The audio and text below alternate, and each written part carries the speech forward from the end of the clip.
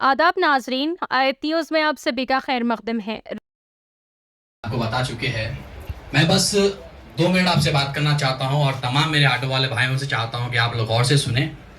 पहली बात, जो हम गवर्नमेंट से डिमांड कर रहे हैं, ये हम डिमांड नहीं कर रहे हैं, हम एक ही बात कर रहे हैं कि हमारा भारत का संविधान जो हमें हक देता है हम वो चाह रहे हैं।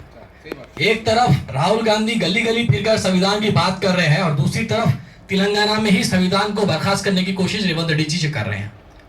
जिस तरीके से संविधान में, चाहे वो ऑटो रिक्शा ड्राइवर रहने दो, चाहे वो लारी ड्राइवर रहने दो, चाहे वो आरटीसी बस ड्राइवर रहने दो, हर किसी के लिए एक एक्ट बनाया गया है, उसे कहते हैं मोटर व्हीकल एक्ट। वो एक्ट में सेक्शन 39 में क्लियरली मेंशन किया गया है कि कोई भी व्हाइट कलर की प्लेट, जो व्हाइट प्लेट जो प्राइवेट व्हीकल्स होती है, वो व्हाइट प्लेट से कोई भी ना टैक्सी चला सकता है, ना जोमैटो डाल सकता है, ना ही ओला उबर में लगा सकता है। ये सिर्फ आपके साथ नाइंसाफी नहीं हो रही है, बल्कि संविधान के साथ खेलने की कोशिश की जा रही है। इसके लिए हम ऑलरेडी कई सारे लेटर्स हम सेक्रेटरीट को दिए हैं और कोर्ट में भी डालने की कोशिश की जा रही है। और दूसरी चीज मैं ये बता दूं, सेक्शन 192(8) में ये क्लियरली मेंशन किया गया है, अगर कोई भी शख्स विदाउट परमिट के गाड़ी चलाता है तो उसके ऊपर 10,000 तक का चालान होगा और गवर्नमेंट को चाहिए कि उसकी गाड़ी को सीज किया जाए। ये आरटीओ की और ट्रैफिक की रिस्पॉन्सिबिलिटी बनती है। बट बड़ी अफसोस के साथ ये कहना चाह रहा हूं कि ये रूल के बारे में ना ही आरटीओ को पता है, ना ही हमारे ट्रैफिक वाले को एक्शन ले रहे। और दूसरी चीज, मैं ILWF की तरफ से ये कहना चाहता हूं कि बाखरी साहब का कहना है कि ILWF की तरफ से एक लीगल विंग बनाई गई है, आप लोगों के लिए एक वकीलों को तैयार किया गया है।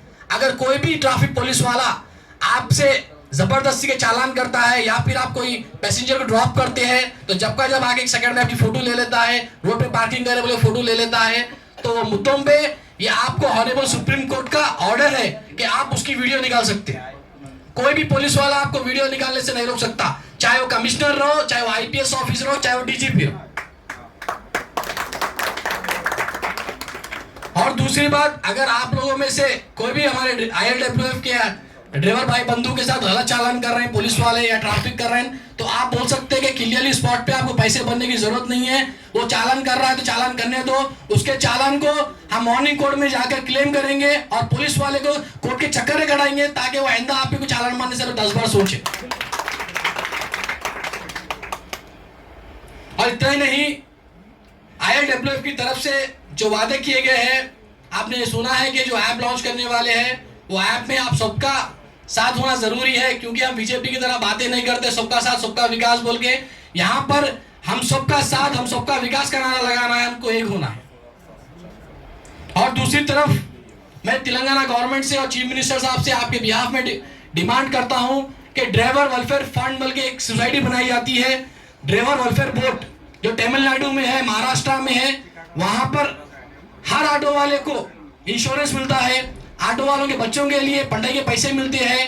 अगर ऑटो वाले का एक्सीडेंट डेथ हो गया तो उसको 10 लाख रुपए तक मिलते हैं। बट तेलंगाना में अप्रूवल नहीं है, तेलंगाना में कुछ नहीं हो रहा है।